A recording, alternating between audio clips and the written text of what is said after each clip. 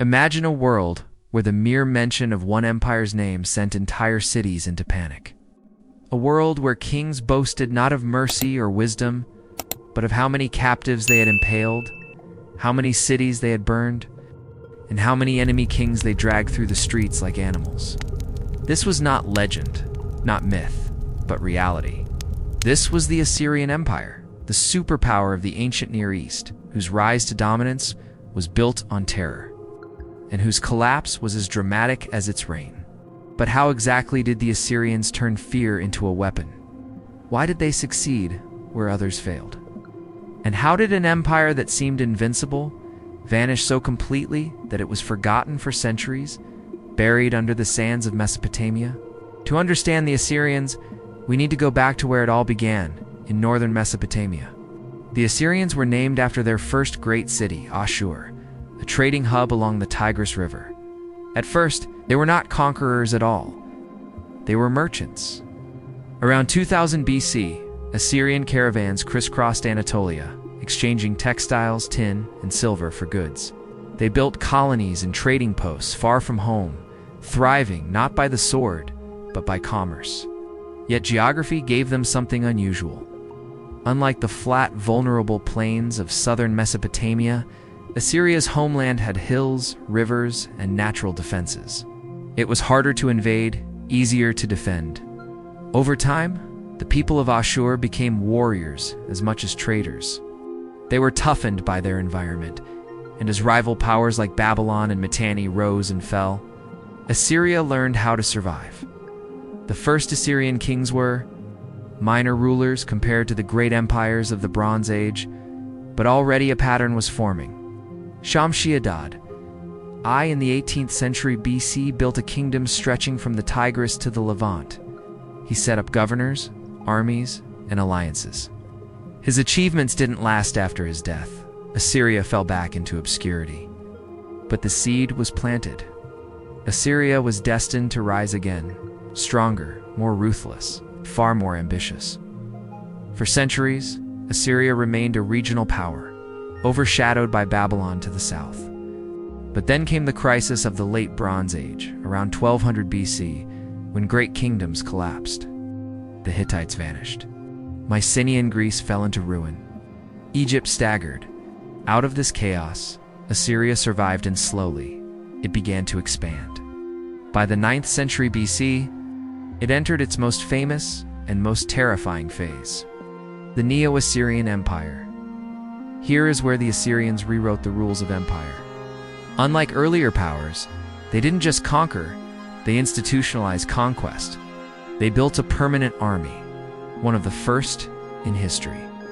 They organized provinces with governors loyal to the king. They collected taxes systematically, and most of all, they turned terror into state policy. Assyrian kings left behind inscriptions that are shocking even by today's standards. Ashurnasirpal II, ruling in the 9th century BC, proudly described how he flayed rebels alive and draped their skins over city walls. He told of impaling captives on stakes, cutting off noses and ears, blinding soldiers, and burning children in fires. These were not private acts of cruelty, they were propaganda, carved into stone for everyone to see. The message was clear: resist Assyria, and you will suffer unimaginably. Submit, and you may live. And the strategy worked.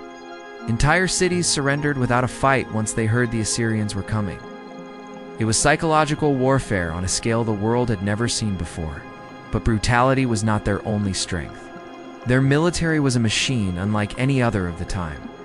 The Assyrians perfected iron weaponry, giving them a technological edge over neighbors still using bronze. Their armies were divided into specialized units: archers, spearmen, cavalry, and charioteers, all working together in coordinated tactics. They were masters of logistics, supplying massive armies over long distances. They were also geniuses of siege warfare. While most armies of the ancient world were helpless before city walls, the Assyrians treated sieges like an engineering problem. They built battering rams, siege towers, and even dug tunnels to collapse fortifications. Imagine being a defender on the walls of your city, watching as the Assyrian army calmly built ramps and machines to tear down everything you thought would protect you. And yet, fear was always part of the equation. Reliefs from Assyrian palaces show soldiers carrying away the heads of the defeated, or leading prisoners with hooks through their lips. These weren't just records, they were warnings carved into stone, decorating the very halls where the king received visitors. Even foreign ambassadors walking through Assyrian palaces were surrounded by these gruesome images, reminded of what awaited their people if they dared to rebel. But empire requires more than soldiers. It requires control. The Assyrians developed one of the most advanced administrative systems of the ancient world. Conquered lands were divided into provinces, each ruled by a governor appointed by the king. Taxes, tribute, and resources flowed back to the heartland. The empire was knit together by a network of roads and relay stations, allowing messages and armies to travel at speed. This communication system was so efficient that later empires, like the Persians, copied it almost entirely. And then there was deportation.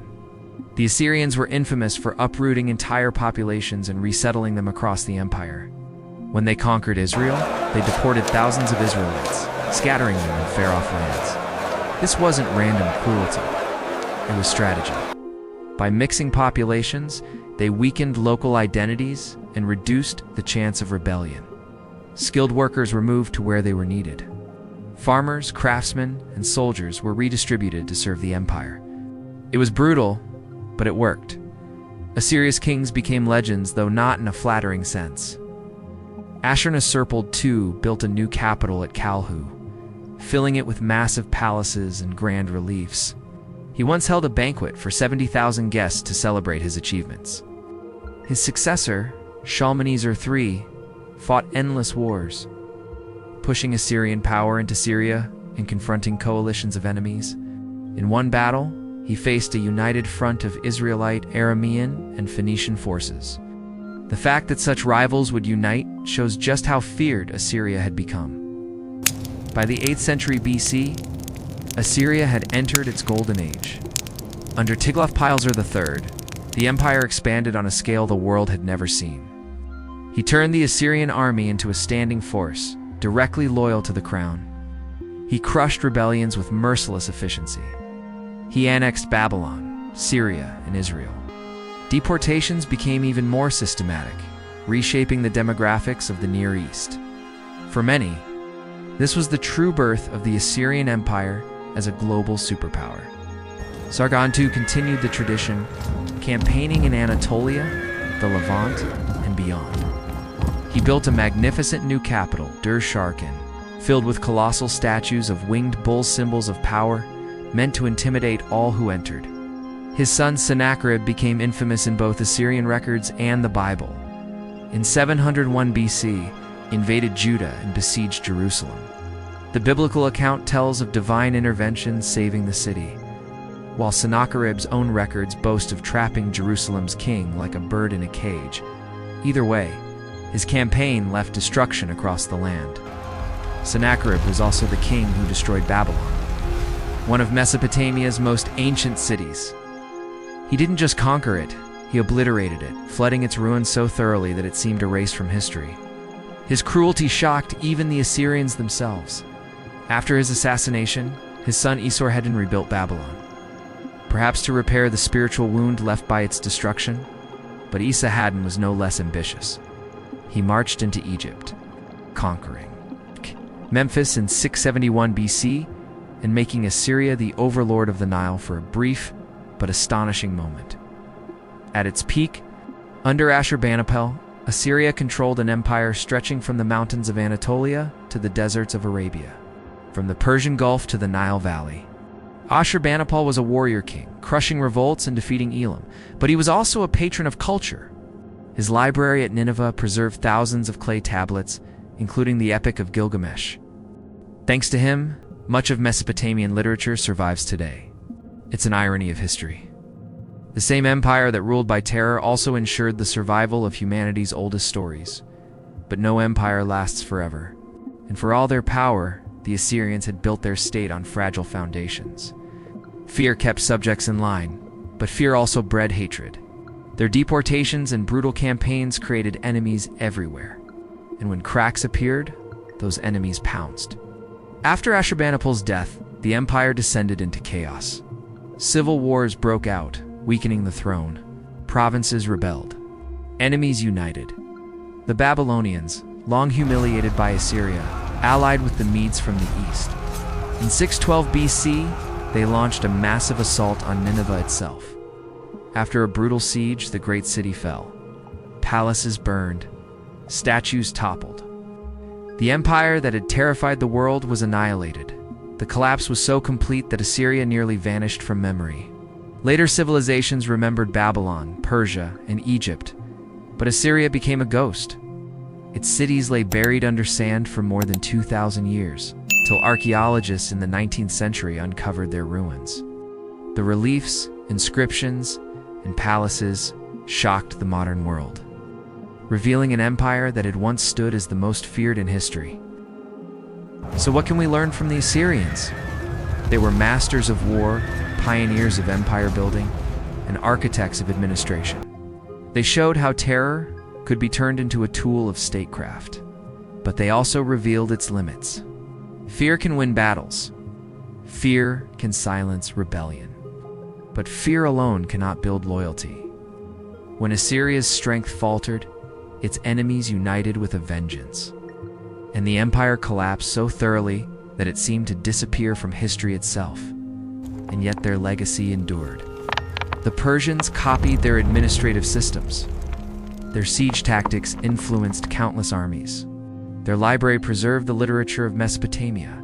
Even their methods of propaganda, using art and inscriptions to project power, set a pattern repeated by empires for centuries.